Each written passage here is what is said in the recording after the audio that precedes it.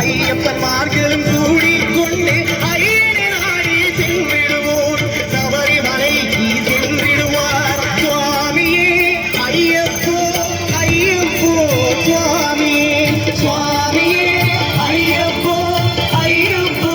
சுவாமியே